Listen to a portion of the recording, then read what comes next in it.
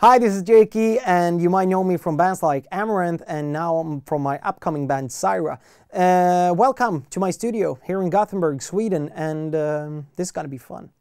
You try to kill us, but we'll stand the end of days. Consumed by greed, you trade your hearts away.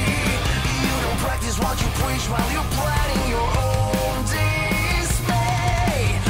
So today I'm going to show you a song that we're supposed to end up on the latest Amaranthe album, but which didn't make it for some reasons, but it doesn't matter. Why I want to show you to you today is because I use a lot of Steinberg's built-in and also own keyboards and synthesizers and plugins and such. It's pretty interesting way to work with these things, and they sound amazing. So I'm just going to show you a short, how it sounds.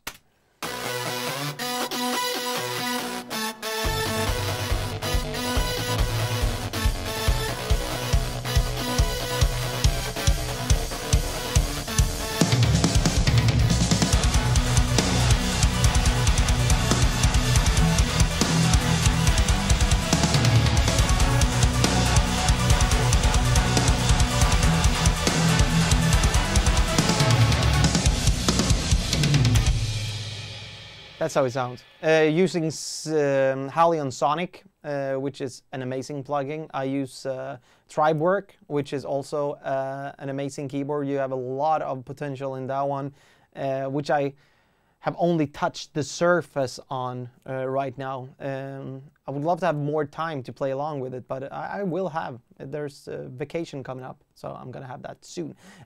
How I usually work when I compose songs is that I start with a drum beat. I usually use Easy Drummer. What I usually do is I go through the built-in presets, you know, try to get some inspiration and tweak the sounds and stuff like that a little bit. And then I just drag them into the project. What comes next is that either I sit with a guitar, riff around a little bit to the drums, or I use this amazing feature which is built in Steinberg, which is called the chord track. And it's just an amazing invention that I love to use. And that is, you just make a new chord track from, add track, add, where is it?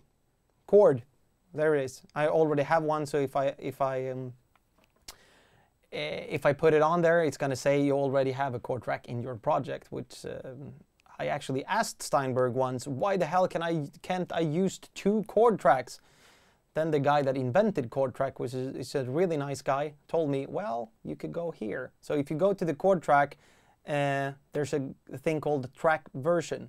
And here you can add new versions, and you could do a lot of different things, and then you can just play around with which one you want to use.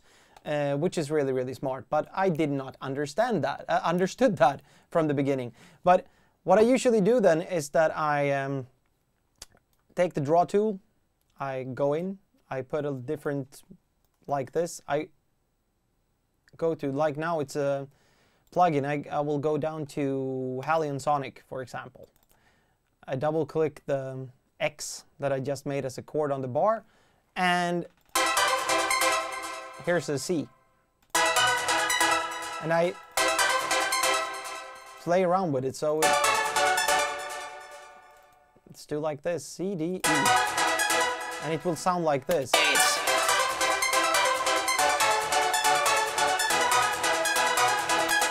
Best song in the world if you would have been in Tenacious D. But this is just to show you real quickly how I do it. And then when you're happy with what you've done, you could just take this thing.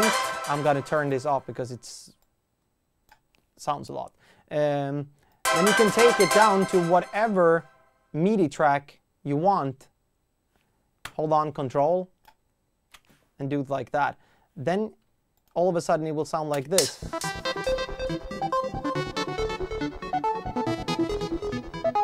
You can also go into the specific MIDI and change it. But before you do that, I think you have to go into the chord thing and make sure that it's off here.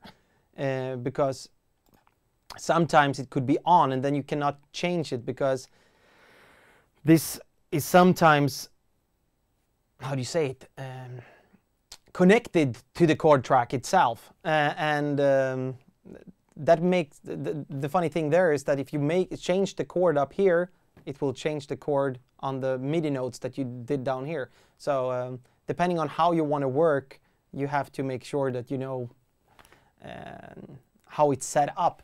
But the cool thing here is that you could then move these things along to whatever MIDI that you want. So now it's hypnotic dance.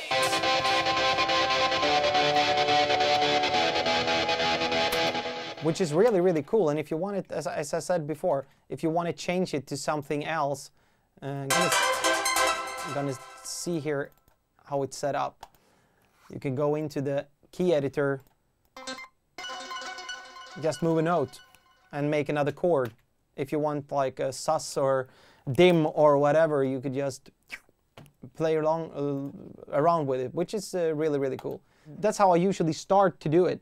And then I play around with a lot of sounds, and then when I have the basic setup from the chord track, I start to play around with the guitars, some melodies, some other keyboards, and I play the keyboard, and then I use something that is very, very good in Cubase, and this is this button here called Q, because when you don't play keyboard as I do, but you know where the notes are, you just, when you're finished, you press the Q and then you're quantizing it, and then it sounds like it should be, it should do.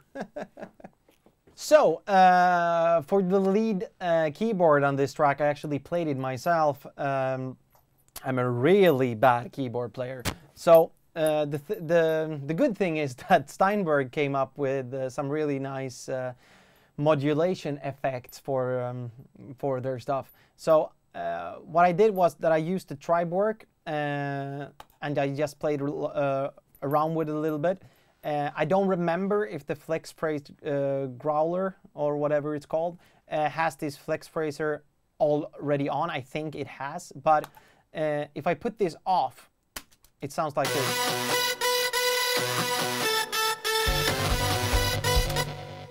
And as you could hear, I can't play for shit. But then I just do this magic thing with clicking it on again, and all of a sudden it sounds like this.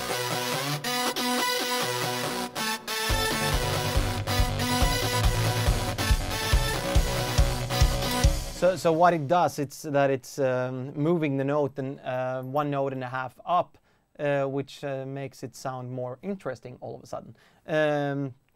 I really, really love this plugin. Another plugin that I use for this is Hypnotic Dance. It's also a Steinberg keyboard, which has tons of great sound. We could just change one for now.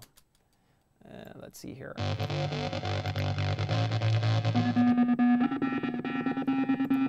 Really spacey sounds.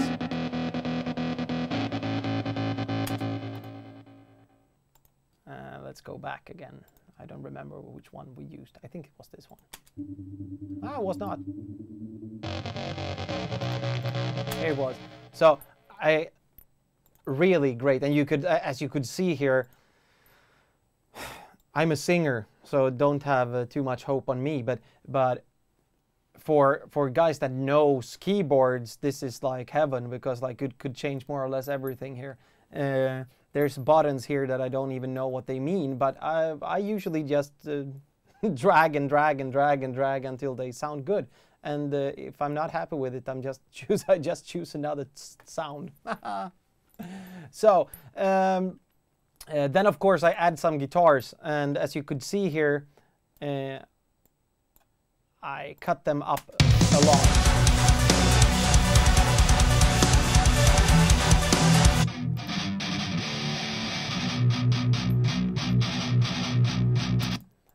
But when you're a singer, you're allowed to cut the guitars so that they sound good, right? What I usually do in my project is that I put the guitars in. I usually use my Kemper sending it like 2 channels so that I have a clean channel and the sound from the Kemper. Then I send them to a bus, like a guitar bus down here, where I put all the, let's see, I can show it here. Like this, where I put the EQs, the inserts, and whatever I want to do with them. In that way, I don't have to try to even up the EQs on each guitar, and I can just send them to one channel, a bus, and then send them to stereo out. That works for me. What I usually do with the bass is that I record it straight into my, I use the UR824, which is a Steinberg interface, which I love. I also use the extended, what's it called? UR824 Steinberg interface, which I love. I also use the optical expansion thing so that I have more inputs. Right now I have a friend that using the other one that I have, which makes me have more outputs as well. But this is really good when you're having a live show, because then you could send more out to the monitor desk for backing tracks and so on. But for the bass, I'm just plugging it in. I'm using the high C, having a clean signal in, and then I just add some stuff on it in Cubase. The things that I record here, I usually never use for anything. Sometimes I use the studio for my vocals, and I do session works and stuff like that. But when it comes to instruments, bass, guitars, and so on, I never use it. When it comes to keyboards, I always make them here. I take all the effects away. If I've done anything else with them, I make them as clean as possible, and then I use them on the album. But when it comes to bass guitar, it's always demo. I was talking about the bass before. I have just a clean signal in. I put some compression on it, and then I also put some EQ on it. Sometimes, depending on which song I'm making, I also put a tube compressor on to have some distortion. I don't do it on this project for some reason, which I don't know why, but apparently it sounded better. I usually cut it up like in bits and pieces like this.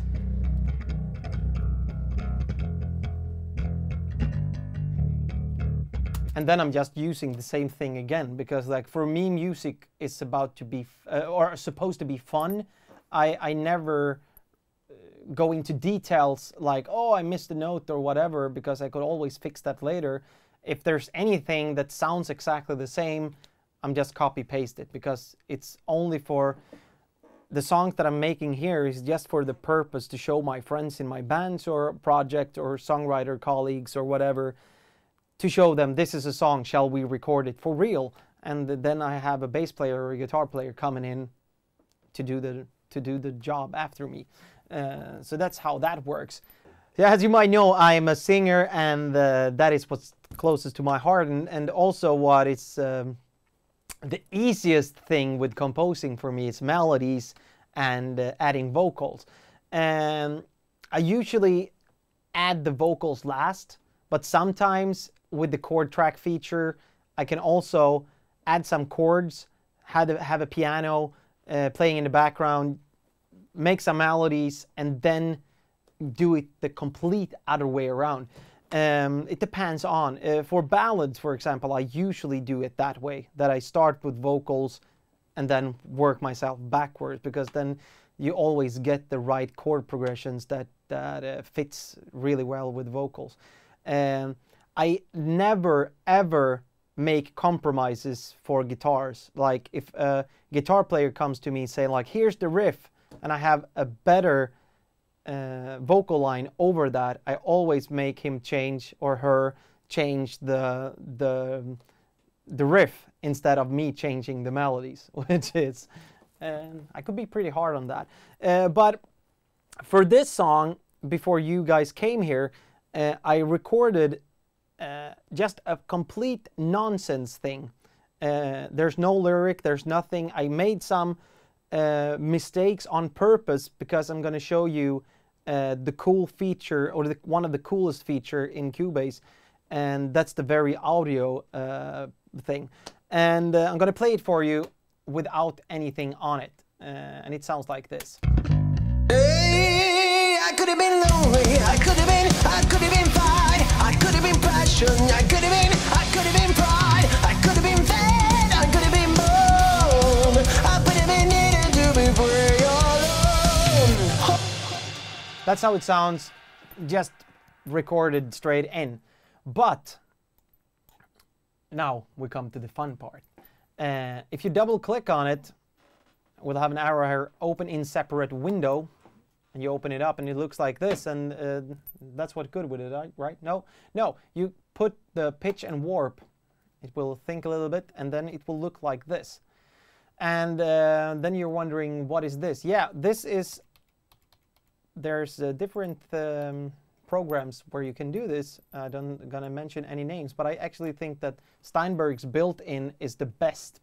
What I usually do then is that I mark everything. I could either do it this way, like with the mouse, or I could press Control A, and then I take the quantize pitch all up like this. You might wonder why I do that, and that is because I want to make sure to see which notes it was that I was supposed to sing at. Because if I do it Control Z, I'll do it like this, and it's just a little bit random. And do it again, like that. So you have two different things up here. It's pitch and warp and it's segments. First, it could be a little bit annoying that whenever you're doing something here, you have to go over here. But you can always push the tab thing to go between them. So all of a sudden now, when you're down here, you will have a scissor coming up. And you can more or less see where it needs to be changed. And it looks like this. You see, here's the F sharp note. It goes here, and you see that it sticks up a little bit, and maybe you want to cut it there. We do this on some random places for now, where you see that the notes are rushing away a little bit. Oh. What I always do is that if a note goes like this, I always cut it afterwards and before, so that you get its own piece. Then when I'm done, let's say that I'm done now, I zoom out, button G, I Control A again, and then I do this one more time. Then everything that I just cut will disappear. You also see here that there's a lot of notes that are half notes that are not supposed to be there. But let's listen. Hey, I could have been lonely, I could have been fine, I could have been passion, I could have been pride, I could have been. And as you hear, like here, we have two spaces, but this one. I could have been pride. Now you could just put this one up. Make sure you're on the pitch and warp. It should go down there. I could have been pride. I could have been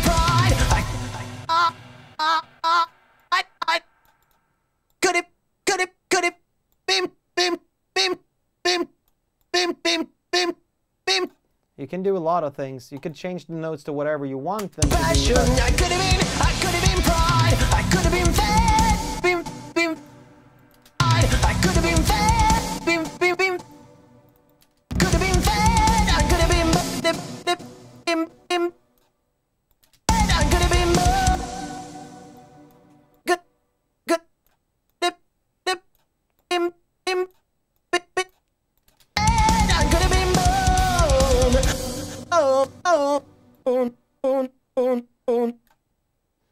You just play around. This is not the way you want it to be, like what I sang it, as I sang it from the beginning, but you could play around putting the whatever notes you want.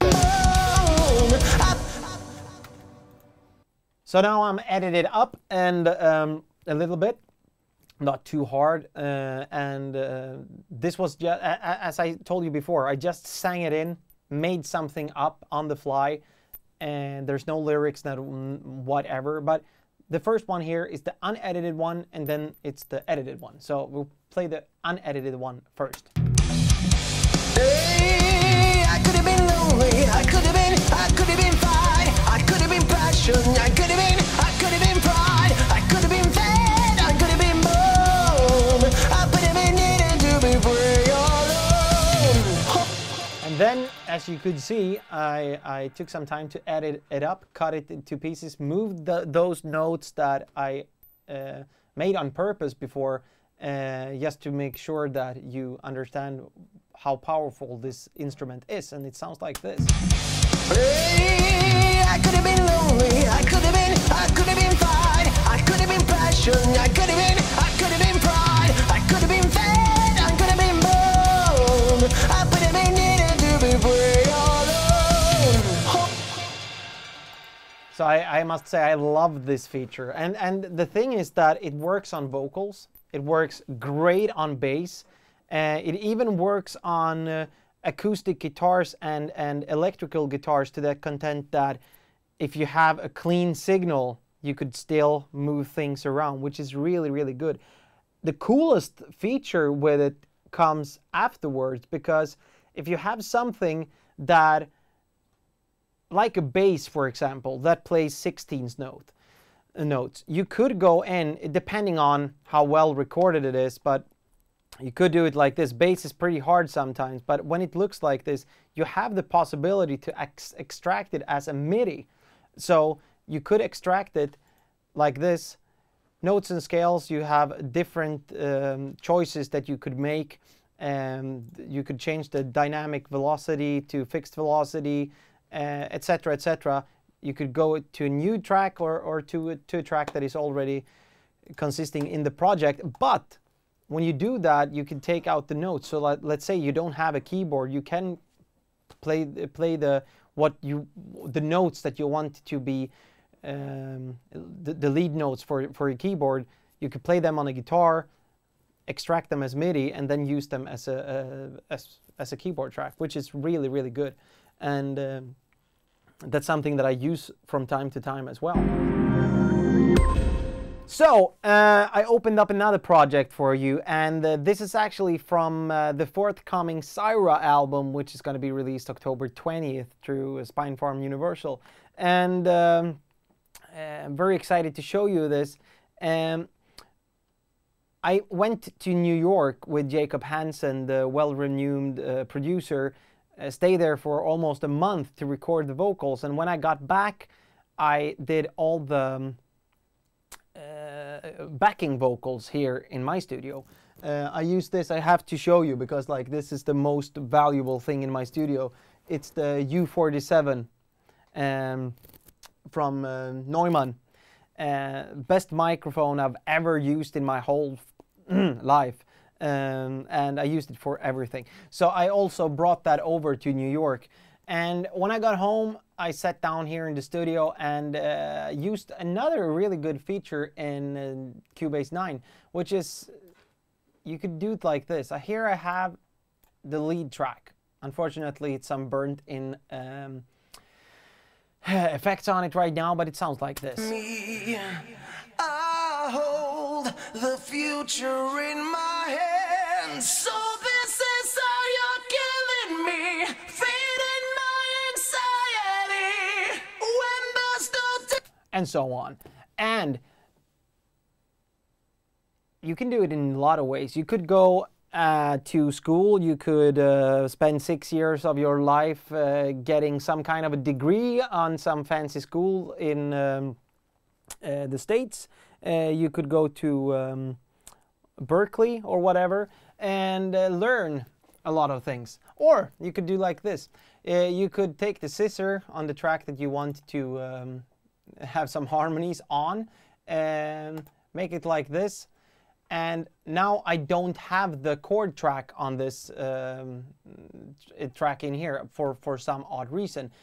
Then, of course, I can do it like this. I go to File, I go to Import, I go to where is it? Track Archive. I go to the song where I have the chord track. And here I have the chords that I used. Right now I have no keyboards, but I can just take a piano.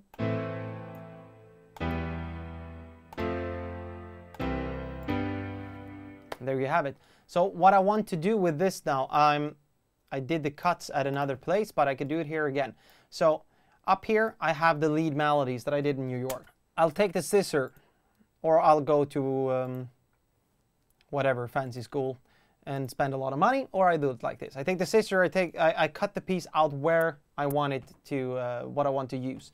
So what I want to do now is to make some harmonies. I select this, I go up to Audio, I generate harmonic voices. Here I can choose between 3 or how many numbers of voices I want to have. I want to have 3. You can have the vibrato strength here. I usually just keep it where it is because like I'm not going to use this more than figuring out like what I'm going to do. And I push OK. It will do some calculations, and when it's done, it's going to show me how to sing it. Now Cubase let me hear it this way. So this are you killing me, feeding my anxiety. And you would say, what the hell is that? Well, you can do a lot of different things for this. You can go into this channel now. You could go into the chord track. You can choose if you want to follow the chords and scales, the root notes, the voicing, and a lot of different things. I don't want to talk about this for ages, but when you have this, you could change the whole thing. You could, if you go in here, take it to off. Then you could go in, use the pitch and warp thing. You see it here where we changed this. Well, I was just going to do like this and zoom out a little bit. And now when you turn it to off, you can move it. So you can move it around to maybe put it down like to 1 octave or up 1 octave or whatever sounds best, because like it's a generated voice. But let's keep it like it is for now. So this is how you're killing me, feeding my anxiety. And let's say now, this last note here, I don't want it to sound like that. So I want it to sound like this. So this is how you're killing me, to work better with the original thing that I want to do here. Like this is the guideline, but now I have these 3. And what happens is that I just use these guide things that I generated, and it will sound like this. in my mind. So this is how you're killing me, feeding my anxiety. When there's no tears left to cry, we're all destined to die. So that what I sang that myself, of course, but I didn't have to go to Berkeley to do it. I just figured it out through the help of Steinberg's built-in generate harmonic voices, which is really, really good, and it helps me a lot, and it also helps me to save a lot of time. And of course, you need to have some knowledge about theory and such, but instead of sitting there figuring out like, oh, what am I going to do with the first one, and then with the second one, and then with the third one, you get help to arrange the whole thing from the start. And then as I showed you, you could go in, you can just turn off the follow chord track to off, and then you could change the notes to whatever you want it to be. Another cool thing I want to show you with the chord track thing is that if you do it like this, you have all these 3, and you click it on, you will get everything up, and which makes you see that you could see the whole chord structure that your arrangement is on. So let's see here that we have a C, we have a B, etc., etc., and you could then choose to go into one of the other ones and say that, no, I want this chord to be this chord. And as you can see, that one is not to off. The first one is off. So that one I can switch, but not the other one. So that's why I told you that it's really important to go in here to this channel, put it to off, put it to off, and then you could change the whole thing. So that's something you should really try out. I use it all the time. That's all what we got for now, but hold on and join us for part 2.